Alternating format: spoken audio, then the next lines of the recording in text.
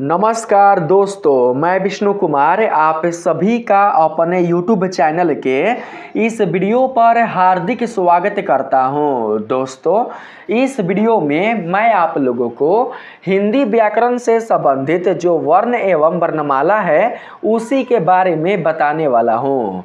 दोस्तों, यदि आप लोग हिंदी व्याकरण को सीखना चाहते हैं, हिंदी व्याकरण का अध्ययन करना चाहते हैं, तो आप लोगों को सबसे पहले वर्ण एवं वर्णमाला के बारे में जानना होगा। वर्ण एवं वर्णमाला से संबंधित कुल जितनी सारी जानकारियां हैं उससे आप लोगों को सबसे पहले परिचित होना होगा, तभी जाकर आप लोग हिंदी व्याकरण का अच्छी तरीके से अध्ययन कर पाइएगा।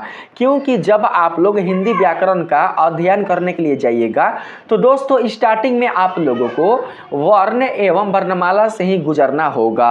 अगर बात करें यहाँ पर भाषा का, तो मैंने भाषा के लिए ऑलरेडी वीडियो बनाकर रख दिया है अपने चैनल पर। आप चाहें तो दोस्तों मेरे चैनल पर जाकर भाषा से संबंधित कुल जितनी सारी वीडियो है उन्हें देखकर आप लोग समझ सकते हैं। इस वीडियो में मैं आप लोगों को जो बताने वाला हूँ इसे जानकर दोस्तों आप लोग वर्ण एवं वर्णमाला से संबंधित कुल जितने सारे प्रश्न होंगे उसका जवाब देने में आप लोग कभी भी फंस नहीं सकते हैं। यह वीडियो दोस्तों सभी बोर्ड के लिए है, चाहे आप लोग बिहार बोर्ड से हो या फिर यूपी बोर्ड से हो या फिर राजस्थान बोर्ड से हो या फिर दिल्ली बोर्ड से हो। दोस्तों, आप इंडिया के किसी भी बोर्ड से क्यों ना तैयारी कर रहे हो, आप किसी भी कंपटीशन की तैयारी क्यों ना कर रहे हो, यदि दोस्तों आप लोग इस वीडियो में बताए गए वर्ण एवं वर्णमाला को अच्छे से समझ जाते हैं तो दोस्तों इससे संबंधित किसी भी प्रश्न को आप लोगों को हल करने में कोई परेशानी नहीं होगी।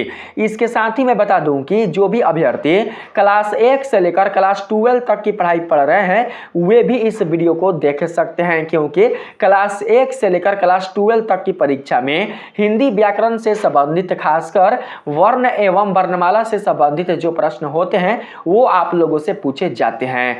तो आइए बिना देर किए स्टार्ट करते हैं अपने आज के इस वीडियो क्लासेज को।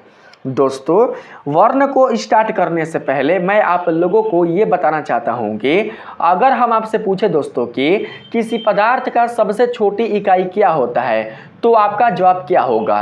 अगर हम आपसे ये पूछे कि किसी पदार्थ का सबसे छोटी इकाई क्या होता है, मानव शरीर का सबसे छोटी इकाई क्या होता है, तो आपका जवाब क्या होगा। दोस्तों, आपका जवाब होगा परमाणु और कोशिका, यानी कि किसी पदार्थ का सबसे छोटी इकाई होता है परमाणु और मानव शरीर का सबसे छोटी इकाई होता है कोशिका। दोस्तों, जिस प्रकार से आपने ये समझा कि किसी पदार्थ का सबसे छोटी इकाई होता है परमाणु और मानव शरीर का सबसे छोटी इकाई होता है कोशिका, ठीक है इसी प्रकार से दोस्तों आप लोग ये समझिएगा कि किसी भी भाषा का सबसे छोटी इकाई उसका वर्ण होता है। क्या होता है? वर्ण होता है। जिस प्रकार से किसी पदार्थ का सबसे छोटी इकाई परमाणु होता है, जिस प्रकार से किसी दोस्तों मानव शरीर या किसी भी जीव के शरीर का सबसे छोटी इकाई कोशिका होता है, ठीक है उसी प्रकार से किसी भी भाषा का सबसे छोटी इकाई उसका वर्ण होता है। तो दोस्तों इसमें और ज़्यादा कुछ भी नहीं है, बस आप लोग यही समझ कर रखिएगा। वर्ण जो होता है वो किसी भाषा का सबसे छोटी इकाई होता है, यानी कि लघुत्तम इकाई होता है। वर्ण के बाद आप किसी भी दोस्तों वर्ण को यानी किसी भी शब्द को आप तोड़ नहीं सकते हैं। सबसे लास्ट में सबसे अंतिम जो स्वरूप होता है किसी भाषा का वो होता है वर्ण। जिस प्रकार से किसी पदार्थ का सबसे अंतिम स्वरूप होता है परमाणु, जिस प्रकार से किसी मानव शरीर या किसी भी जैविक शरीर या किसी भी दोस्तों जीव प्राणियों के शरीर का सबसे अंतिम स्वरूप होता है उसका कोशिका, ठीक उसी प्रकार से दोस्तों किसी भाषा का सबसे अंतिम स्वरूप होता है उसका वर्ण। यहां पर हम परमाणु को लेकर चल रहे हैं केवल और केवल दोस्तों किसके लिए, तो पदार्थ के लिए। आप लोग ये मत बोलना कि सर परमाणु से भी छोटा होता है, वो होता है इलेक्ट्रॉन, प्रोटॉन और न्यूट्रॉन। तो दोस्तों यहां पर हम मौलिक कण की बात नहीं कर रहे हैं, हम यहां पर इकाई की बात कर रहे हैं, ठीक है पदार्थ की इकाई की बात कर रहे हैं। अगर कोई आपसे पूछे कि किसी पदार्थ की सबसे छोटी इकाई क्या होता है तो आप परमाणु ही बोलिएगा। अगर कोई आपसे पूछे कि मौलिक इकाई क्या होता है तो आप लोग इलेक्ट्रॉन, प्रोटॉन या फिर न्यूट्रॉन बोल सकते हैं। लेकिन यहाँ पर दोस्तों आप लोग बिल्कुल भी इलेक्ट्रॉन, प्रोटॉन और न्यूट्रॉन लेकर नहीं चलिएगा, ठीक है। मैं यहीं पर दोस्तों आप लोगों को बता दे रहा हूं ताकि आगे चलकर आप लोग बिल्कुल भी कंफ्यूज मत रहिएगा। दोस्तों अगर हम आपसे बोले कि आप परमाणु को तोड़ सकते हैं, अगर हम आपसे बोले कि परमाणु को तोड़ सकते हैं मौलिक कण को छोड़कर, मौलिक कण की यहाँ पर बिल्कुल भी बात नहीं हो रही है। परमाणु दोस्तों आप लोगों ने पढ़ा होगा कि जो परमाणु होता है वो क्या होता है, वो अविभाज्य होता है। परमाणु को बिल्कुल भी तोड़ नहीं सकते हैं। जो मानव शरीर की कोशिका होती है वो अविभाज्य होती है, इसे बिल्कुल भी तोड़ा नहीं जा सकता है। जिस प्रकार से मानव शरीर की कोशिका को तोड़ा नहीं जा सकता है, जिस प्रकार से किसी पदार्थ की सबसे छोटी इकाई परमाणु को तोड़ा नहीं जा सकता है, हालांकि इसको तोड़कर मौलिक कण के रूप में परिवर्तित किया जा सकता है, वो बात की बात है, लेकिन मैं समझाने के लिए आप लोगों को बता रहा हूं, ठीक है। जिस प्रकार से किसी पदार्थ का जो इकाई होता है परमाणु, उसे तोड़ा नहीं जा सकता, जिस प्रकार से मानव शरीर की सबसे छोटी इकाई कोशिका को तोड़ा नहीं जा सकता, ठीक उसी प्रकार से दोस्तों किसी भाषा की सबसे जो छोटी इकाई होता है वर्ण, उसे भी तोड़ा नहीं जा सकता है, उसे भी विघटित नहीं किया जा सकता है। और इसी के आधार पर आप लोग क्या कर सकते हैं, वर्ण की परिभाषा दे सकते हैं। यहां पर दोस्तों देख सकते हैं बोला गया है वर्ण की परिभाषा में, किसी भाषा की वह छोटी से छोटी ध्वनि, किसी भाषा की वह छोटी से छोटी ध्वनि जिसके खंड या टुकड़े नहीं किए जा सकते हैं, उसे वर्ण कहते हैं। कैसे नहीं किए जा सकते मैं आप लोगों को एग्जाम्पल के साथ बताऊंगा। यहां पर सबसे पहले बात करते हैं ध्वनि का, ठीक है दोस्तों। आप लोग अपने मुख से जो कुछ भी उच्चारित करते हैं, जो भी शब्द या जो भी भाषा आप लोग अपने मुख से उच्चारित करते हैं, तो उच्चारण क्रिया के फलस्वरूप आपके मुख से जो भी शब्द निकलते हैं वो निकलते हैं किस रूप में, तो दोस्तों वो निकलते हैं ध्वनि के रूप में। किस रूप में निकलते हैं, ध्वनि के रूप में। लेकिन जब हम उसी शब्द को किसी लिपि की सहायता से, चाहे वो लिपि दोस्तों आपका फारसी हो, उर्दू हो, हिंदी हो, संस्कृत हो, जब हम लोग उसी शब्द को, जब हम उसी भाषा को किसी लिपि की सहायता से जब हम लिखेंगे, तो दोस्तों लिखने के क्रम में जो शब्द बनेगा, शब्द में आने वाले जो दोस्तों उसमें वर्ण रहेंगे, उसी को क्या बोला जाएगा, उसी को दोस्तों वर्ण बोला जाएगा, ठीक है। यानी कि लिखित रूप में वर्ण कहलाएगा और मौखिक रूप में ध्वनि कहलाएगा। जब आप अपने मुख से बोलकर किसी शब्द या फिर किसी वाक्य का उच्चारण कीजिएगा तो वो दोस्तों ध्वनि के रूप में जाने जाएंगे, और जब आप इन्हीं शब्दों को लिखकर व्यक्त कीजिएगा तो यही शब्द दोस्तों किस रूप में जाने जाएंगे, तो शब्द या फिर वर्ण के रूप में जाने जाएंगे। यानी कि शब्द की जो छोटी इकाई है वर्ण, वो दोस्तों वर्ण के रूप में जानी जाएगी, ठीक है। अगर बात करें यहां पर सांकेतिक भाषा का, तो सांकेतिक भाषा में संकेत के रूप में जाना जाएगा, ठीक है। ये मैंने आप लोगों को पिछले वाले वीडियो में बहुत ही अच्छे तरीके से बता दिया है। तो यहां पर दोस्तों आप एग्जाम्पल के माध्यम से समझिएगा। देखिए एग्जाम्पल हम एक लेकर चल रहे हैं, चंद्रमा निकल आया है। ये क्या है बताइए, तो चंद्रमा निकल आया है, ये क्या है, ये एक प्रकार का वाक्य है। आप लोग देख सकते हैं यहां पर वाक्य लिखा हुआ है, वाक्य है दोस्तों, चंद्रमा निकल आया है। तो अब हम क्या करेंगे, इस वाक्य को तोड़ेंगे। देखिए वाक्य किससे बनता है दोस्तों, वाक्य शब्दों से मिलकर बनता है। अगर हम आपसे बोले कि इसमें शब्द कौन कौन है, तो आप लोग बता सकते हैं कि सर इसमें शब्द चंद्रमा है, निकल है, आया है और है। इन्हीं शब्दों से मिलकर एक सार्थक वाक्य का निर्माण हुआ है। तो हम क्या करेंगे, इस वाक्य को तोड़ेंगे। जब हम इस वाक्य को तोड़ेंगे तो दोस्तों टूटने के क्रम में शब्द अलग अलग हो जाएंगे। चंद्रमा अलग हो गया, निकल अलग हो गया, आया अलग हो गया, है अलग हो गया। मैंने वर्ण की परिभाषा में आप लोगों को यही बताया था कि जब भी किसी ध्वनि को तोड़ा नहीं जा सके तो उसी ध्वनि को क्या कहा जाता है, उसी ध्वनि को वर्ण कहा जा सकता है। लेकिन यहां पर तो ये टूट चुका है, तो इसे हम वर्ण बोलेंगे, बताइए इसको वर्ण बोलेंगे नहीं, इसको वर्ण नहीं बल्कि हम इसको वाक्य बोलेंगे, ठीक है। यहां पर दोस्तों जो चंद्रमा निकल आया है, जो यहां पर आप 4 को शब्द देख रहे हैं, क्या इन शब्दों को वर्ण बोल सकते हैं? तो पहले देखते हैं कि क्या हम इसे तोड़ पाएंगे। अगर टूट जाएगा तो दोस्तों हम लोग बोलेंगे कि ये वर्ण नहीं है, अगर टूटेगा नहीं तो हम बोलेंगे कि ये वर्ण है। क्योंकि वर्ण क्या होता है, वर्ण अविभाज्य होता है, वो बिल्कुल भी टूटता नहीं है, ठीक है। हिंदी व्याकरण की मैं यहां पर बात कर रहा हूं, ठीक है दोस्तों।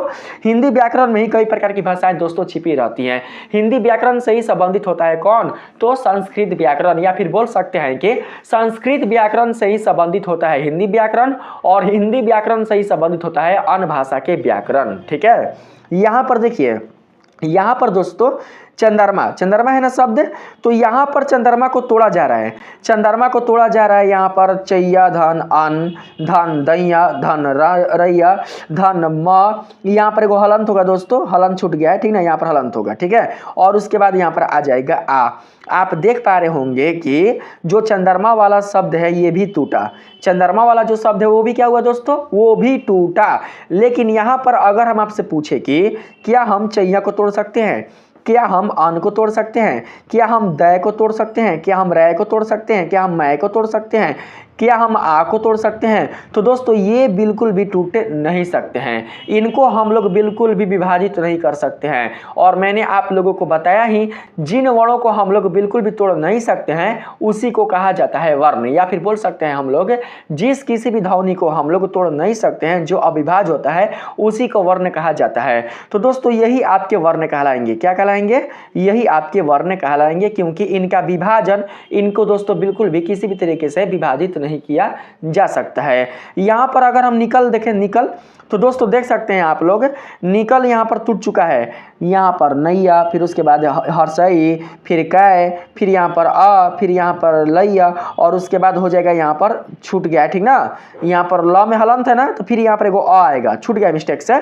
यहाँ पर फिर एगो आ आएगा, ठीक है। तो दोस्तों यहाँ पर नैया, हर्षई, कैया, आ, लय और यहाँ पर आ, इन सभी को क्या बोलेंगे, इन सभी को हम लोग वर्ण बोलेंगे। बहुत सारे बच्चे ये सोच रहे होंगे कि सर आप क को कैया पढ़ रहे हैं, न को नैया पढ़ रहे हैं, तो दोस्तों देखिए यहाँ पर हम इसको कैया इसलिए पढ़ रहे हैं या फिर हम कै इसलिए पढ़ रहे हैं क्योंकि यहाँ पर दोस्तों क के साथ हलंत लगा हुआ है।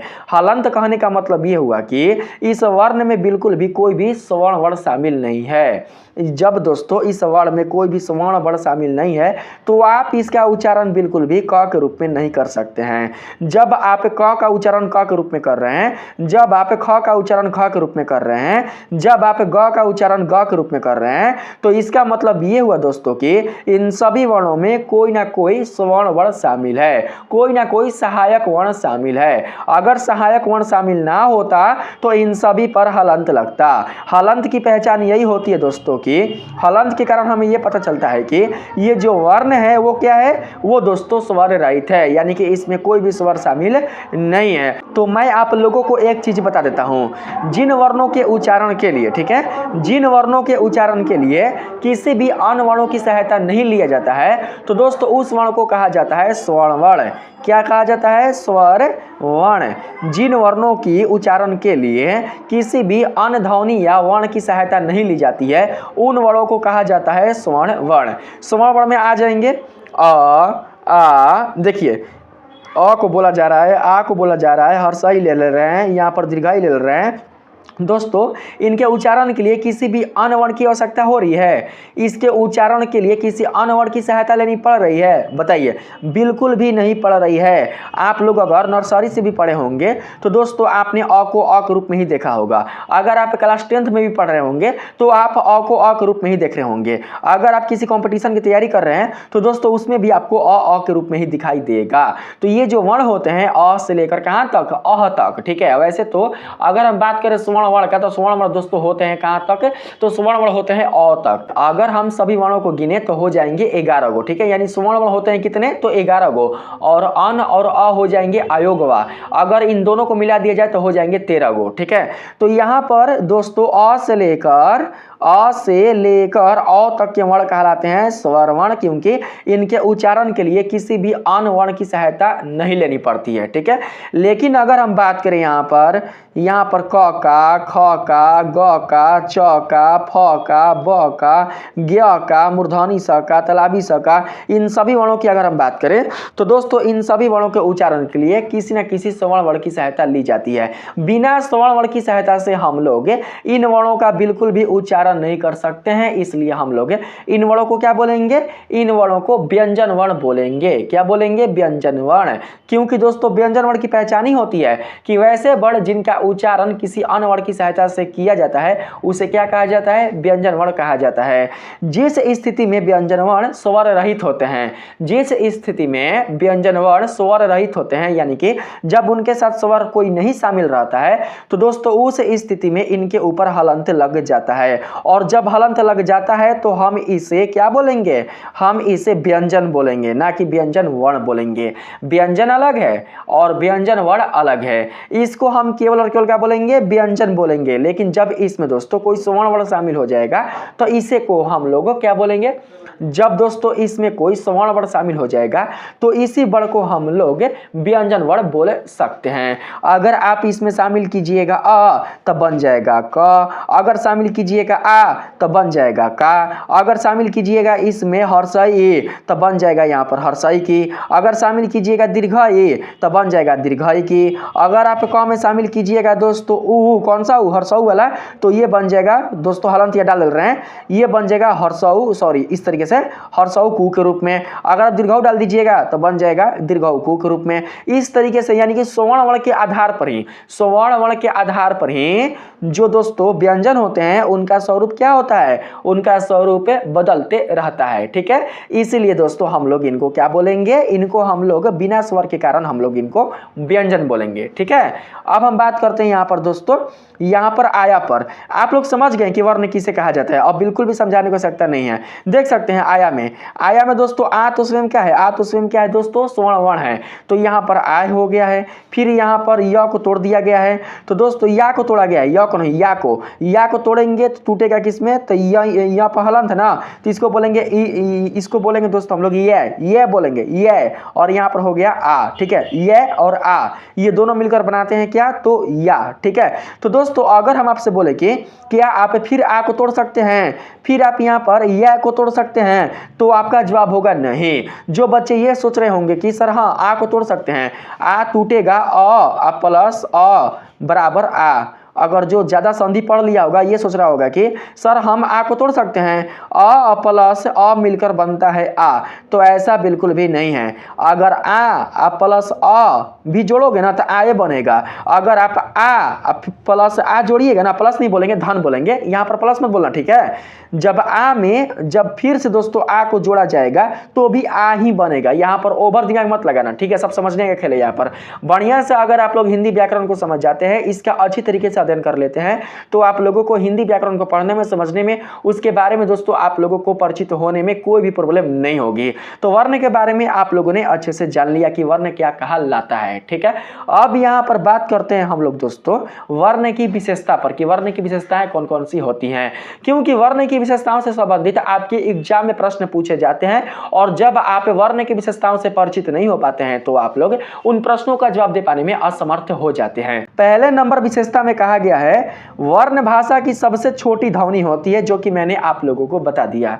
किसी भाषा का सबसे छोटी इकाई वर्ण कहलाता है, इसलिए यहाँ पर दोस्तों हम लोग बोल सकते हैं कि वर्ण भाषा की क्या होती है, भाषा ही ना, किसी भी भाषा, चाहे वो भाषा उर्दू हो, फारसी हो, पंजाबी हो, बांग्ला हो, मलयालम हो, या फिर दोस्तों हिंदी हो, या फिर संस्कृत हो, किसी भी भाषा का सबसे छोटी जो इकाई होती है उसे वर्ण कहा जाता है, और इस वर्ण को बिल्कुल भी विभाजित नहीं किया जा सकता है। वर्ण अविभाज्य होता है, इसे बिल्कुल भी तोड़ा नहीं जा सकता है। आप दोस्तों देखिए, आप क्या करते हैं, आप गद को, जो गद्यांश होता है गंधांश, उसको तोड़कर आप लोग वाक्य में परिवर्तित कर दीजिएगा।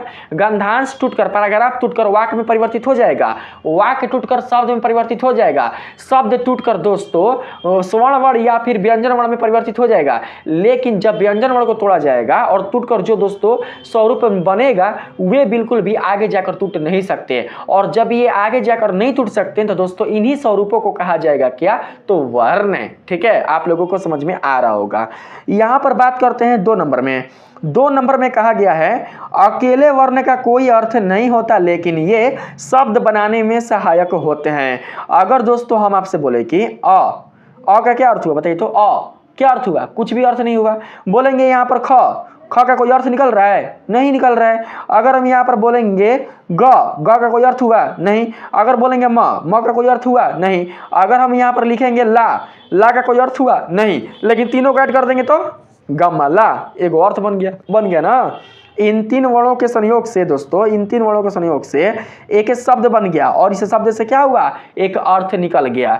तो इसीलिए दोस्तों आप लोग समझ कर रखिएगा कि अकेले वर्ण का कोई भी अर्थ नहीं होता है। यहां तो मैंने व्यंजन और स्वर्ण वर्ण ले लिया है, यहां पर केवल बात किया जा रहा है वर्ण का। अगर हम यहां पर वर्ण हलंत के रूप में ले, यानी कि वर्ण के रूप में ले, तो दोस्तों यहां पर काय का कोई अर्थ होगा नहीं। यहां पर अगर हम ले ले दोस्तों पै पै, इसका कोई अर्थ होगा नहीं। अगर हम यहां पर ले ले दोस्तों ग्याय, ग्याय का कोई अर्थ होगा, नहीं हो सकता है, बिल्कुल भी नहीं हो सकता है। कोई भी अकेला वर्ण अपना कोई भी अर्थ को, स्वरूप को प्रकट नहीं कर सकता है, ठीक है। हाँ, अगर दोस्तों अगर मानकर चलते हैं हमने यहां पर दोस्तों एक वर्ण ले लिया कै, ठीक है, और उसमें हमने एक वर्ण जोड़ दिया स्वर्ण वर्ण अ, तो यहां पर जब दोनों ऐड हो जाएंगे तो ये क्या बन जाएंगे, क, ठीक है। और इसी प्रकार से हम लोग ल को बनाएं, फिर म को बनाएं और लम को क में जोड़ देंगे तो क्या बन जाएगा, क ल म। इस प्रकार से एक नया शब्द बन जाएगा। और इन वर्णों के संयोग से दोस्तों जब ये शब्द बना तो शब्द के कारण एक अर्थ भी निकल गया, क्या, तो कलम। इस तरीके से, ठीक है, आप लोग समझ पाए। अब चलते हैं यहाँ पर नेक्स्ट में दोस्तों बोला गया है हर भाषा की ध्वनि को वर्णों के माध्यम से लिखा और पढ़ा जाता है, चाहे वो भाषा दोस्तों आपका कोई भी क्यों ना हो, ठीक है। चाहे वो भाषा इंग्लिश हो, चाहे वो भाषा आपका हिंदी हो, चाहे वो भाषा संस्कृत हो, चाहे वो भाषा उर्दू या फिर फारसी हो, ठीक है। फारसी लिपि होता है, उर्दू का ही होता है, ठीक है। चाहे वो भाषा कोई भी क्यों ना हो दोस्तों, अगर किसी भाषा का निर्माण करना है तो भाषा का निर्माण वर्णों के कारण ही होगा। हमने दोस्तों यहाँ पर बोला चम्मच, तो दोस्तों चम्मच को लिखना है तो चम्मच कैसे लिखेंगे, चम्मच को लिखने के लिए सबसे पहले हम लोग यहां पर लेंगे च, ठीक है। हालांकि इसमें स्वर्ण वर्ण शामिल है, स्वर्ण वर्ण इसमें शामिल है, तब ना यहां पर च बन गया। अगर स्वर्ण वर्ण शामिल नहीं होता तो ये दोस्तों रहता किस रूप में, चाय के रूप में, ठीक है।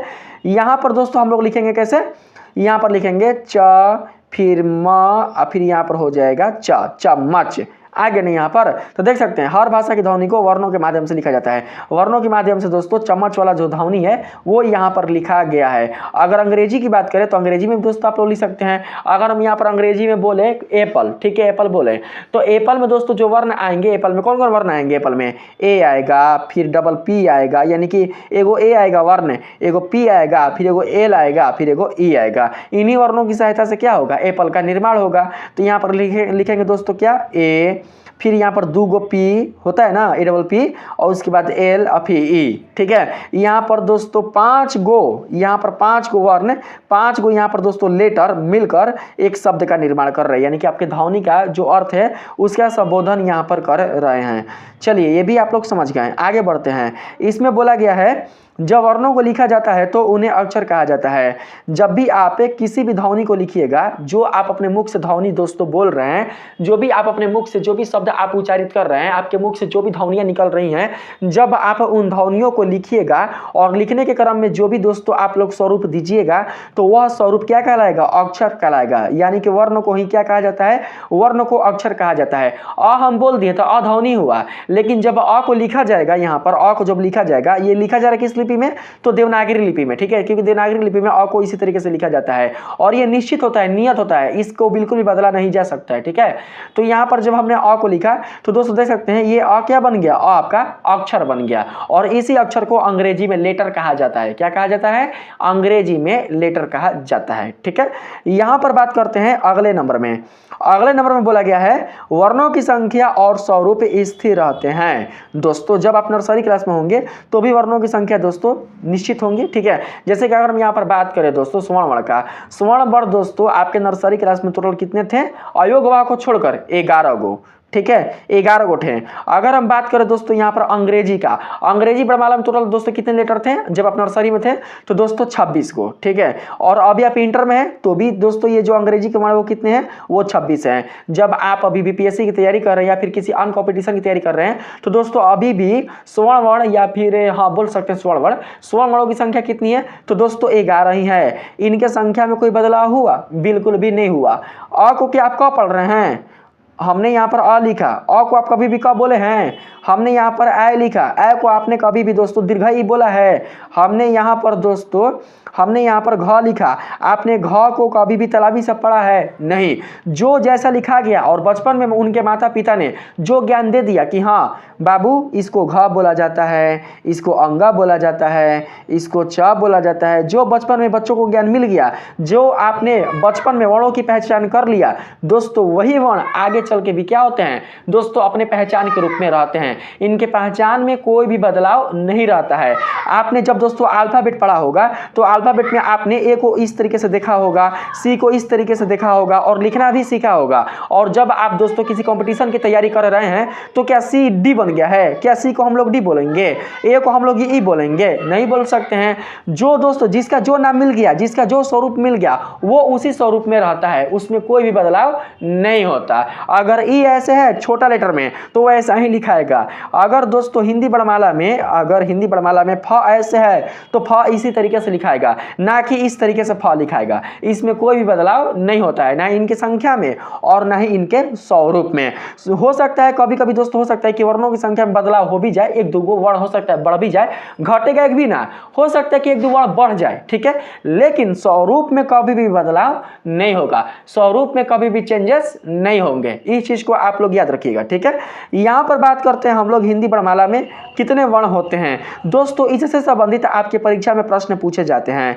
कोई पूछ दे आप लोगों से हिंदी वर्णमाला में कितने वर्ण होते हैं तो दोस्तों आप बोलना हिंदी वर्णमाला में कुल 52 वर्ण होते हैं, जिसमें से 11 होते हैं स्वर्ण वर्ण, अतिरिक्त वर्ण होते हैं 2 ठो। अतिरिक्त वर्ण कौन कौन है तो ये वाले हैं, देख सकते हैं यहाँ पर ये वाले हैं, इनको कहा जाता है अतिरिक्त वर्ण, ठीक है। या फिर आप इनको द्विगुण व्यंजन भी बोल सकते हैं, द्विगुण व्यंजन भी आप लोग इन्हें बोल सकते हैं, क्योंकि ये जो व्यंजन होते हैं वो हमेशा क्या होते हैं दोस्तों किसी शब्द के अंत लेटर के रूप में आते हैं। कोई भी अगर शब्द है तो उसके लास्ट लेटर के रूप में क्या होते हैं, ये दोनों को दोनों दोस्तों लेटर आते हैं। जैसे कि यहाँ पर हम यहाँ पर पढ़ ले लें, पढ़, तो यहाँ पर लास्ट लेटर में क्या आ रहा है, यहाँ पर पढ़ा रहा है ना जी, पढ़ा रहा है ना। अगर आप इसका क्रिया बना ले पढ़ना तो उसका बात अलग है, लेकिन अगर हम बात करें यहाँ पर दोस्तों ओनली फॉर किसी शब्द के लिए, तो किसी शब्द में दोस्तों ये क्या होते हैं कभी भी प्रारंभिक रूप में नहीं आते हैं, शुरू में नहीं आते कभी भी। शुरू में ये जो लेटर होते हैं वो कभी भी नहीं आते हैं। जैसे कि घड़ा, यहाँ पर हम घड़ा लिखें घड़ा तो देख सकते हैं ये अंत में आ रहे हैं, ठीक है। अरे बीच में आ सकता है, ठीक है, दो लेटर के बीच में आ सकता है, या फिर किसी शब्द के अंत में आ सकता है, लेकिन कभी भी किसी शब्द के प्रारंभ में नहीं आ सकता है, शुरू में कभी भी नहीं आ सकता है। इस चीज को याद रखिएगा। इसीलिए इन दोनों वर्णों को कहा जाता है अतिरिक्त वर्ण या फिर द्विगुण व्यंजन। इसके बारे में हम लोग बात आगे करने वाले हैं, बस मैं आप लोगों को थोड़ा सा समझा रहा हूँ इस वीडियो के माध्यम से। आगे बात करते हैं व्यंजन का। टोटल व्यंजन होते हैं कितने तो 33 गो, याद रखिएगा। व्यंजन 33 गो, अतिरिक्त वर्ण 2 गो और स्वर्ण वर्ण कितने होते हैं 11 गो। अगर बात करें अयोगवा होते हैं 2 गो, कौन कौन अन और अ। और यहाँ पर है यहाँ पर संयुक्त व्यंजन है जिसको कहा जाता है संयुक्ताक्षर व्यंजन, ये होते हैं कितने 4 ठो। तो दोस्तों इसे आप लोग याद रखिएगा, याद हो भी गया होगा आप लोगों को। यहाँ पर बात करते हैं अगले नंबर में। इसमें बोला गया है प्रत्येक वर्ण का उच्चारण एक निश्चित स्थान से होता है, जैसे कंठ, तालु, ओठ, दांत आदि। दोस्तों प्रत्येक वर्ण के लिए एक निश्चित उच्चारण स्थान होता है। अगर आप कहाँ का उच्चारण कर रहे हैं तो दोस्तों आप अपने मुख के किसी न किसी ध्वनि यंत्र से आप कर रहे हैं। क का उच्चारण होता है किस यंत्र से, किस ध्वनि यंत्र से तो कंठ ध्वनि यंत्र से। अगर यहाँ पर हम बात करें च का तो च कहाँ से उच्चारित होता है तो च तालु ध्वनि यंत्र से उच्चारित होता है। चाहे वो वर्ण स्वर हो, चाहे वर्ण व्यंजन हो, चाहे वो वर्ण द्विगुण हो, यानी कोई भी दोस्तों वर्ण क्यों ना हो, अगर आप अपने मुख से किसी भी दोस्तों वर्ण का उच्चारण कर रहे हैं तो उन वर्णों का उच्चारण, उन ध्वनियों का उच्चारण होता है किसके कारण तो दोस्तों ध्वनि यंत्र के कारण। हमारे मुख में जो ध्वनि यंत्र होते हैं उन्हीं के कारण दोस्तों जो ध्वनियां होती है वो बाहर निकल पाती हैं। आप लोगों ने बायोलॉजी में पढ़ा होगा कि जब हमारे कंठ में वायु टकराती है, जब हमारे कंठ से वायु टकराती है तब जाकर क्या होता है कंपन उत्पन्न होता है, और उसी कंपन के कारण जो ध्वनि होती है वो हमारे मुख से बाहर निकल पाती है। और जब हमारे मुख से बाहर निकल पाती है तो वायु की उपस्थिति में यानी कि हवा की उपस्थिति में हम क्या कर पाते हैं, हम वक्ता द्वारा बोले गए बातों को हम सुन पाते हैं। अगर हवा ना हो, अगर निर्वात हो तो दोस्तों उस स्थिति में हम बिल्कुल भी किसी वक्ता द्वारा बोले गए बात को सुन नहीं सकते हैं, ठीक है। इस चीज को समझ कर रखिएगा। यानी कि अगर किसी वक्ता से बोले गए बातों को सुनना है तो उसके लिए हवा का होना बहुत ही आवश्यक है, उसके लिए किसी माध्यम का होना बहुत ही आवश्यक है। चाहे वो माध्यम हवा हो या पानी हो या दोस्तों कोई भी माध्यम हो, उस माध्यम का रहना बहुत ही आवश्यक है। यह भाषा का मूल आधार होता है। कौन?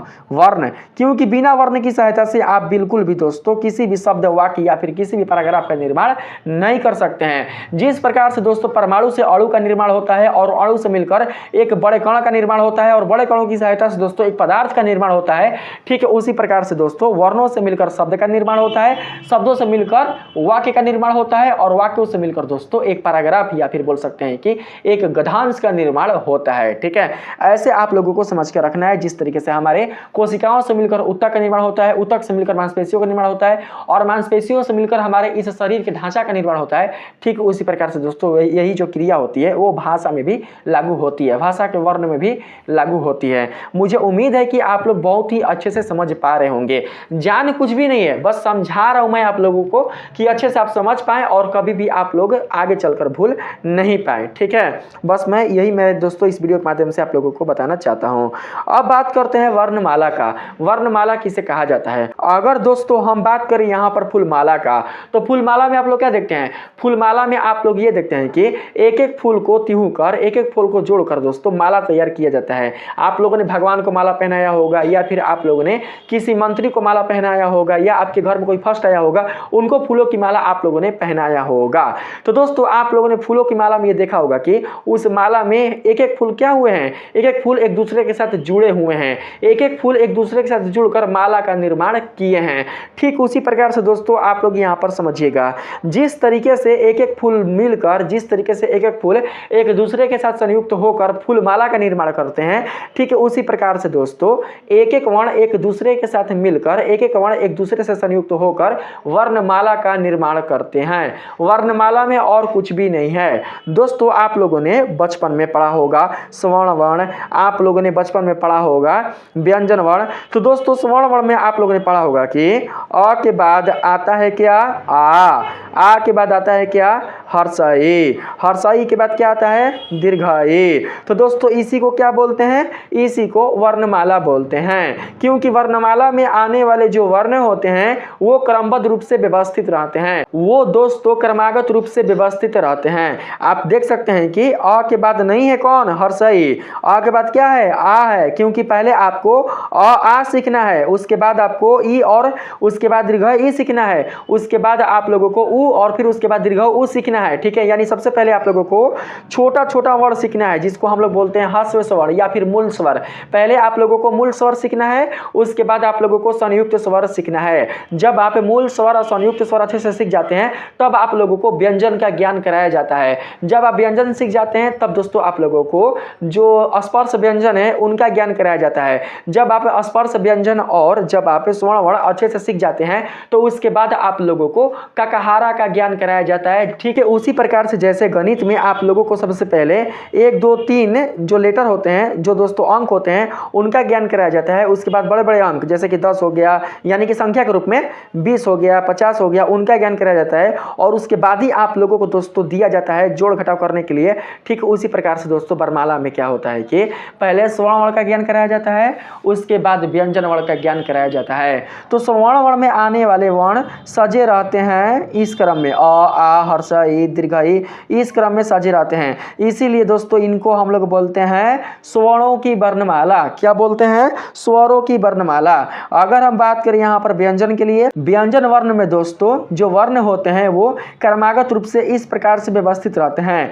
क के बाद ख आएगा, ख के बाद ग आएगा, ग के बाद घ आएगा, घ के बाद अंग आएगा। आपने बचपन में भी सीखा होगा, पहले आपकी मम्मी आपको पहले क सिखाई होंगी, फिर उसके बाद आपकी माँ आपको ख सिखाई होंगी, उसके बाद ग सिखाई होंगी, उसके बाद घ सिखाई होंगी, उसके बाद अंग सिखाई होंगी, तब उसके बाद आप लोगों को च पढ़ना लिखना सिखाई होंगी। तो इस तरीके से क्रमबद्ध रूप से हम लोग वर्णों का अध्ययन करके क्या करते हैं? पूरी वर्णमाला को सीखते हैं। तो वर्णमाला का मतलब क्या हुआ? वर्णमाला का मतलब ये हुआ कि वर्णमाला में जो वर्ण होते हैं वो क्रमागत रूप से व्यवस्थित रहते हैं। वर्णमाला में सारे वर्ण दोस्तों आप लोगों को अध्ययन करने के लिए मिल जाएंगे। ठीक है, अब बात करते हैं वर्णमाला की विशेषताओं का। तो यहाँ पर जो पहला यहाँ पर विशेषता है, इसमें कहा गया है जब किसी भाषा के वर्णों को, जब किसी, कोई भी भाषा हो सकता है, ठीक है, आप समझ पा रहे हैं, चाहे वो भाषा आपका संस्कृत हो, हिंदी हो, इंग्लिश हो, कोई भी भाषा हो, अंग्रेजी का भाषा नहीं होता है, अंग्रेजी भाषा में वर्णमाला नहीं होता है, जिससे आप लोग अंग्रेजी में अल्फाबेट बोलते हैं। जो अंग्रेजी का पढ़नियार होगा वो क्या बोलता है वर्णमाला को अंग्रेजी में? वर्णमाला को अंग्रेजी में अल्फाबेट बोलता है। हमको 10 क्लास में पता चला था कि अंग्रेजी में वर्णमाला को अल्फाबेट भी बोला जाता है, 10 क्लास में पता चला था। अल्फाबेट बोला जाता है ना जी।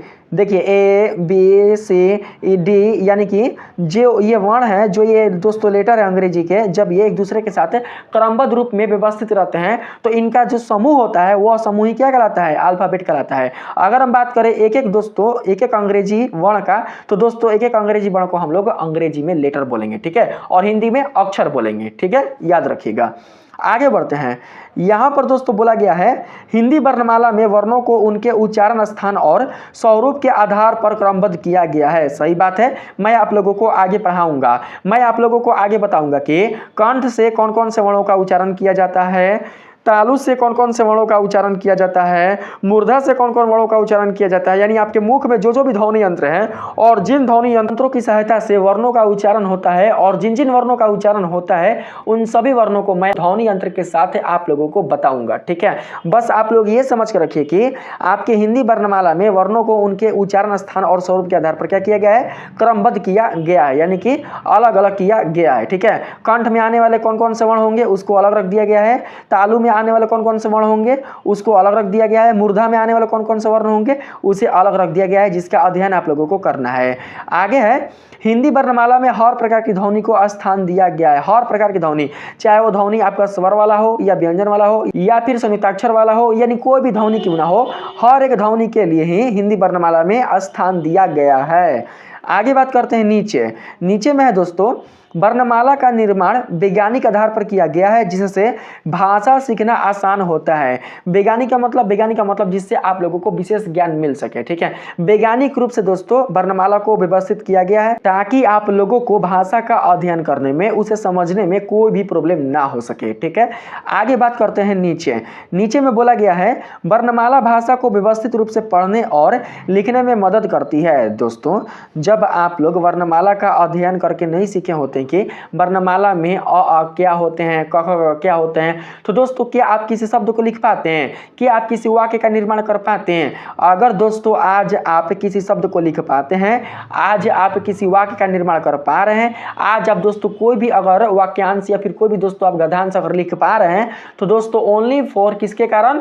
तो ओनली फॉर वर्णमाला के कारण, क्योंकि वर्णमाला में ही आप लोगों को सारे वर्णों का ज्ञान हो जाता है, सारे वर्णों की पहचान आप लोगों को दोस्तों हो जाता है वर्णमाला में ही।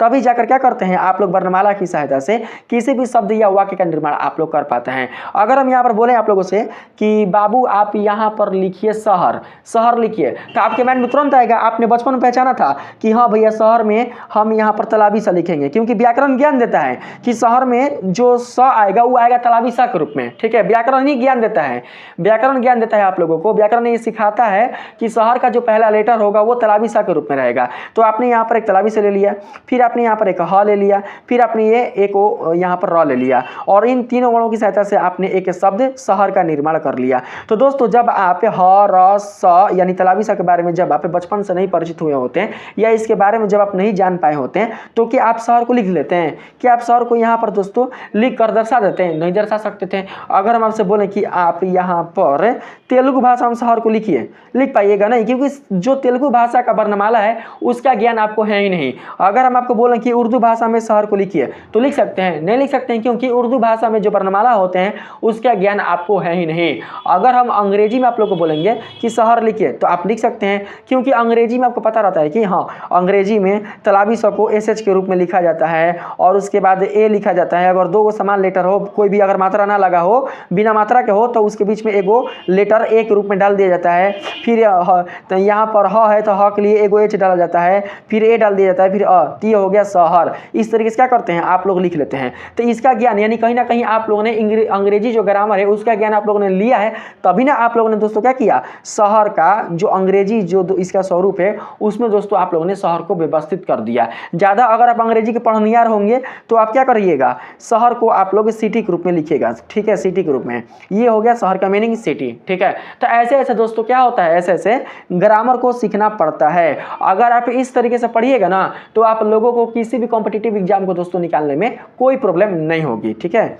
यहाँ पर बात करते हैं नीचे, इसमें बोला गया है हिंदी वर्णमाला में सभी प्रकार की ध्वनियाँ उपलब्ध है जिससे यह अन्य भाषाओं के शब्दों को भी आसानी से समाहित कर सकती है। इसका ज्ञान दोस्तों मैंने आप लोगों को दे दिया है, ठीक है। यहाँ पर लास्ट विशेषता में बोला जा रहा है यह शब्द और वाक्य निर्माण का आधार है। मैंने आप लोगों को इसके बारे में बताया है। वर्णों की सहायता से ही शब्द का निर्माण होता है और शब्दों की सहायता से ही किसी वाक्य का निर्माण होता है। जब तक वर्णों की सहायता से शब्द नहीं बनेगा तब तक शब्दों की सहायता से बिल्कुल भी किसी वाक्य का निर्माण नहीं होगा। यानी कि आप समझ सकते हैं दोस्तों कि किसी वाक्य या शब्द के निर्माण में जो वर्ण होते हैं वो बहुत ही अपना एक महत्वपूर्ण योगदान देते हैं। इसीलिए भाषा का मूलाधार वर्ण को ही माना जाता है। अब आइए बात करते हैं नीचे। दोस्तों नीचे आप देख सकते हैं यहाँ पर दोस्तों मैंने आप लोगों को स्वर वर्ण के बारे में यहाँ पर मैंने दर्शाया है, अयोगवाह वर्ण के बारे में मैंने यहाँ पर दर्शाया है। हालांकि मैं इन सभी वर्णों की जानकारी आप लोगों को अगले वीडियो में दूंगा, लेकिन आप लोग दोस्तों इस वीडियो के माध्यम से जान जाइए कि स्वर कहाँ से कहाँ तक होते हैं। मैं जानता हूँ कि बहुत सारे बच्चों को इसके बारे में जानकारी होगी, लेकिन जिन बच्चों का क्लास छोटा है, जो बच्चे क्लास 1 या क्लास 2 में पढ़ रहे हैं या फिर LKG UKG में पढ़ रहे हैं और वे बच्चे इस वीडियो को देख रहे हैं, तो मैं उन बच्चों को दिखा दूं कि यहाँ पर आप लोगों का जो स्वर्ण होते हैं, जो यहाँ पर स्वर्ण होते हैं वो होते हैं अ से लेकर अ तक, अयोगवाह होते हैं अन से लेकर अ तक, स्वर वर्ण में आते हैं टोटल 11 वर्ण, अयोगवाह में आते हैं टोटल 2 वर्ण। अगर बात करें व्यंजन का तो दोस्तों व्यंजन में आप देख सकते हैं 30 गो यहाँ पर हो गया, इसको हटा देते हैं, 30 गो यहाँ पर हो गया, यहाँ पर 30 गो नहीं होगा, 3 और 2 5, 25 गो इसमें हो गया और यहाँ पर 4 दूनी के 8 गो, तो 25 और 8 कितना हो जाएगा दोस्तों, तो 25 और 35 33, यानी टोटल हो जाएंगे 33 गो। यहाँ पर देख सकते हैं 33 लिखा हुआ है। व्यंजन, टोटल व्यंजन होते हैं कितने, तो 33। यहाँ पर दोस्तों जो आप लोग क से लेकर म तक जो आप व्यंजन देख रहे हैं जो पंचमाक्षर रूप में है, इन सभी व्यंजनों को कहा जाता है स्पर्श व्यंजन। यहाँ पर जो आप व्यंजन देख रहे हैं य र ल व, इन्हें कहा जाता है दोस्तों अंतःस्थ व्यंजन। यहाँ पर जो आप यहाँ पर तलाबी स मूर्धनी सा वाला व्यंजन देख रहे हैं इन्हें कहा जाता है दोस्तों उष्मीय व्यंजन। और यहाँ पर दोस्तों नाम तो लिखबे किया है, यहाँ पर छ त्र ज्ञ और स्र को कहा जाता है संयुक्त व्यंजन। और अतिरिक्त वर्ण आपके हो जाएंगे ये दोनों, जिसकी जानकारी मैंने आप लोगों को जस्ट ऊपर में दी है, ठीक है। यहाँ पर दोस्तों आप देख सकते हैं टोटल जो वर्ण है वो 52 कैसे है, यहाँ पर आप लोग देख सकते हैं इन सभी वर्णों को जोड़कर ही टोटल वर्ण 52 होते हैं। अब जरा बात करते हैं वर्णमाला के प्रकार पर, ठीक है। यहाँ पर देख सकते हैं, यहाँ पर दोस्तों वर्णमाला का प्रकार यहाँ पर दर्शाया गया है। वर्णमाला को 2 भागों में तोड़ा गया है, जिसमें से पहला भाग है स्वर और दूसरा भाग है व्यंजन। स्वर के 2 भाग होते हैं, जिसमें से पहला होता है ह्रस्व जिसे मूल भी कहा जाता है और दूसरा भाग होता है दीर्घ। व्यंजन के भी दोस्तों कई भाग होते हैं, लेकिन मैं आप लोगों को व्यंजन का भाग नीचे बताऊंगा। सबसे पहले आप लोग ये देख लीजिए कि ह्रस्व में कौन कौन से वर्ण आते हैं। ह्रस्व में आते हैं अ ई उ री और दीर्घ में आते हैं आ से लेकर औ तक, आ दीर्घ ई दीर्घ उ ए ऐ ओ औ, ये सभी वर्ण दीर्घ में आते हैं। बात करते हैं व्यंजन का। व्यंजन दोस्तों 5 भागों में बटा हुआ है, आप लोग देख सकते हैं व्यंजन 5 भागों में बटा हुआ है। पहला है यहाँ पर दोस्तों स्पर्श, दूसरा है अंतःस्थ, तीसरा है ऊष्मीय और चौथा है आगत और पांचवा है संयुक्त। मैंने आप लोगों को बता दिया है कि स्पर्श में कौन कौन से व्यंजन आते हैं, अंतःस्थ में कौन कौन से व्यंजन आते हैं, ऊष्मीय में कौन से व्यंजन आते हैं, आगत में कौन से व्यंजन आते हैं और संयुक्त में कौन से व्यंजन आते हैं। यही है दोस्तों वर्णमाला के प्रकार। मैं आप लोगों को अगले वीडियो में स्वर वर्ण के बारे में बिल्कुल अच्छी तरीके से विस्तृत पूर्वक मैं आप लोगों को जानकारी दूंगा। तो दोस्तों अगर आप लोगों ने इस वीडियो के माध्यम से वर्ण और वर्णमाला के बारे में अच्छे से जाना है, इससे जुड़ी कुल जितनी सारी विशेषता है उससे आप लोग यदि परिचित हुए हैं तो आप लोग इस वीडियो को जरूर से लाइक कीजिएगा और साथ ही इस वीडियो को शेयर करना बिल्कुल भी नहीं भूलिएगा। दोस्तों मिलते हैं फिर से एक नए वीडियो के साथ। आज के लिए इतना ही, तब तक के लिए धन्यवाद।